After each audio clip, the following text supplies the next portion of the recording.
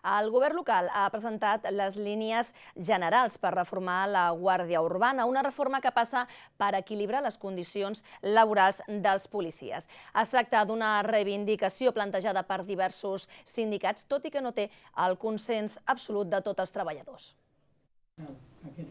La reforma implica un repartiment més equitatiu dels drets laborals en funció de les condicions de cada tasca. Segons Dolors Sabater, a partir d'ara els suplements dels sous s'aplicaran segons les condicions laborals del servei que es presti. La responsable de seguretat ha explicat que es tracta d'una reclamació que han posat sobre la taula diversos sindicats, però sobre la qual no hi ha consens. El repartiment era poc equitatiu i en molts casos injust, no?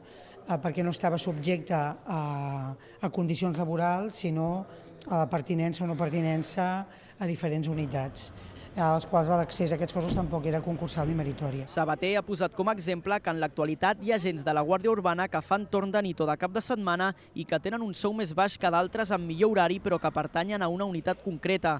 Per l'alcaldessa, la reforma té com a objectiu acabar amb el que ha definit com a injustícia. Un altre dels canvis importants dins el cos serà la descentralització dels agents, de forma que hi haurà més presència policial als carrers. Igualtat d'oportunitats, qualitat de vida.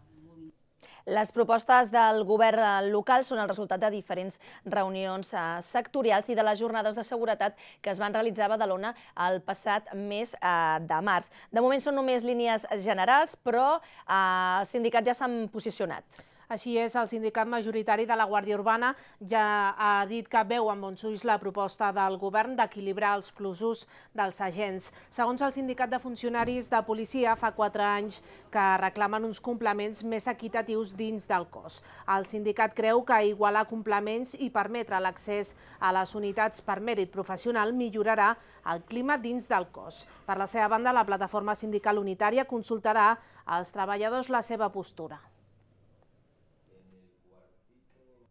La remodelació de la Guàrdia Urbana que va fer el govern anterior, es van instal·lar uns plusos que nosaltres no estàvem del tot d'acord amb el seu, diguéssim, repartiment.